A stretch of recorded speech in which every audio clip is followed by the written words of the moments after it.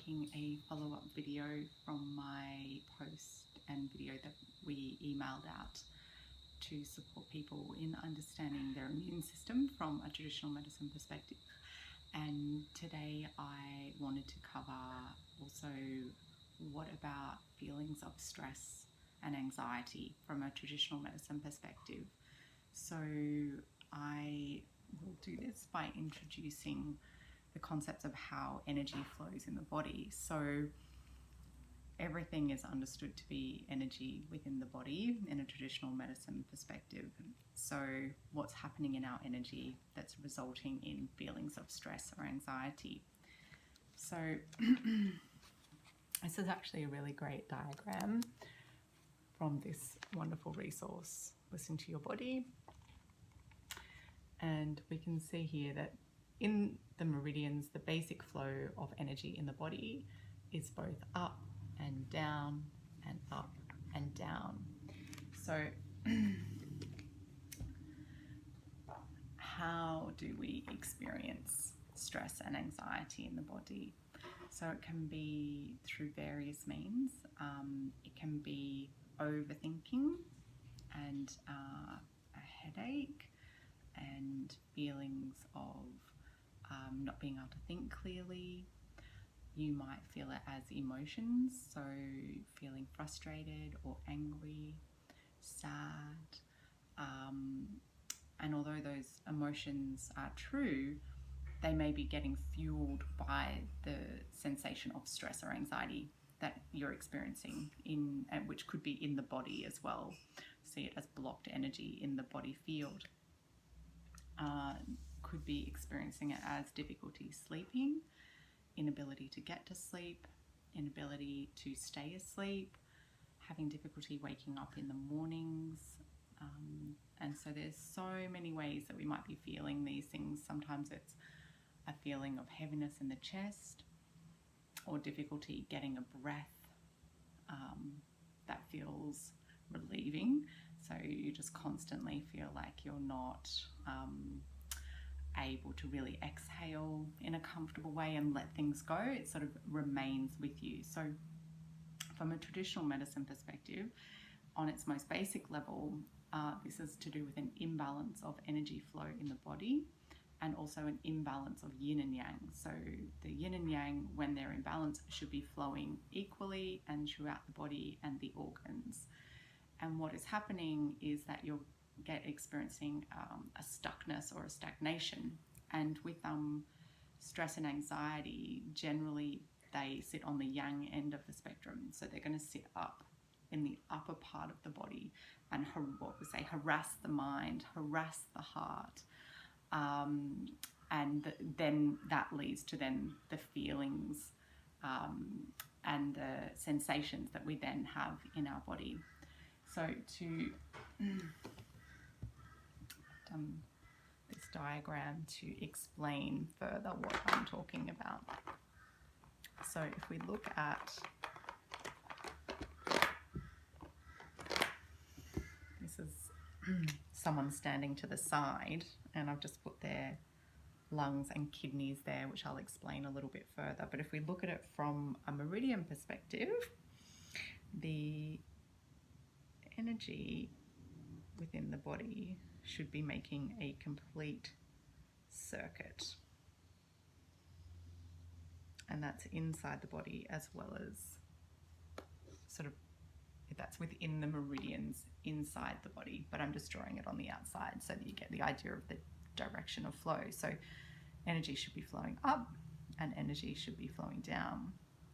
So what can happen when we're experiencing excessive stressful circumstances? The energy gets blocked and it's not flowing up and down properly. So this is why in traditional medicine, when you look at the practices that go with traditional medicine, which is breathing practices and Qigong and Tai Chi, there's a high emphasis on bringing the breath here, what's called the lower dantian. So this lower dantian is the reservoir of core energy in the body. And so in bringing the breath down to this lower dantian, it helps regulate, and I'll talk about that a little bit more here, how the lungs and the kidneys work together to do that. So what we're looking at doing is regulating this in two different ways. So one way would be by working with our kidneys and our lower dantian, and the other way is circulating energy. So improving the circulation. So sitting all day or sitting in front of a computer, that kind of thing isn't really going to circulate your meridians to ensure that they're smoothly going through the transition that they make. So they could get stuck in various locations in the body. So just moving on its own, that's why that's important from a traditional medicine perspective. And then this concentration on the lower part of the body is also very important. So what you may recognize is that, you know, as feelings of stress and anxiety occur, it tends to happen in this kind of everything shooting upwards, and then maybe it's getting stuck here or even here. So how can we help regulate that? So the next concept, which is really good to understand, and I'll talk about things that I recommend to enhance this, is the relationship between the lungs and the kidneys. So this is someone's lungs and their kidneys sitting down here. So in traditional medicine, the kidneys are said to grasp the chi that is brought into the body through breath. So to breathe into the lungs alone is not enough for the body to truly receive and use breath effectively. The kidneys must be strong and must reach up and grasp and ground and root that breath within the body. So that's these practices such as grounding are really popular both in traditional medicine and qigong, as well as other practices and yoga practices. So grounding is this sense. What it does, grounding helps bring the energy back down, which then results in the body circuits re-establishing their normal flow. So that's where going and standing on the earth, under a tree, or sitting and just bringing the your energy and your breath down to the lowest part of your body can be helpful, and that's this term grounding that we use.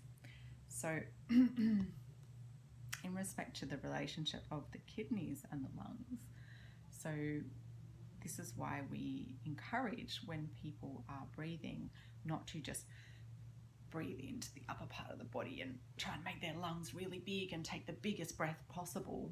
And certainly until you've trained in breath work, it's probably not the best technique to use to start with, because you may find it's a lot of hard work and you may also hyperventilate. So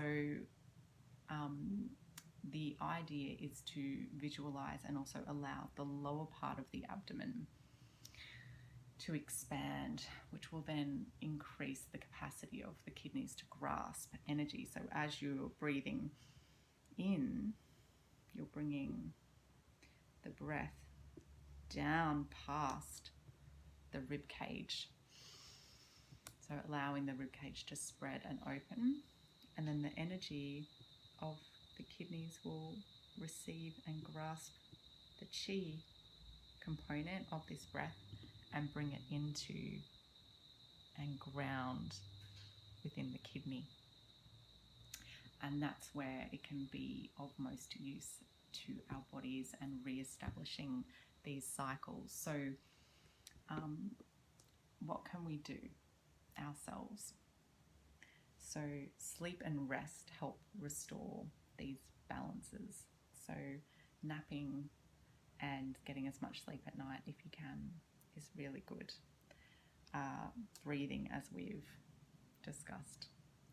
Movement is also really good at regulating this flow in the body, and also just acknowledging emotions.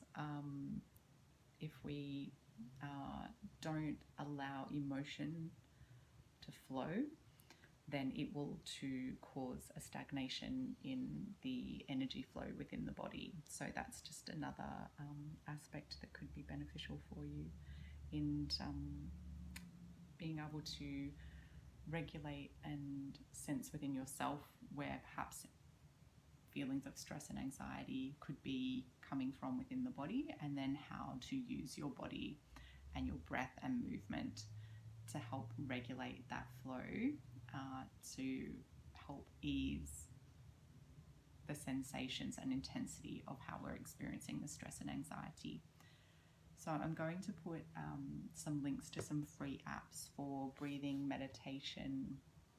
I highly recommend going online and finding online yoga app or videos, or qigong and breathing videos. And of course, always reach out and let me know if there's anything else that you need or that you want me to cover in our videos. Wishing everyone all the best, truly, in health and life. Thank you.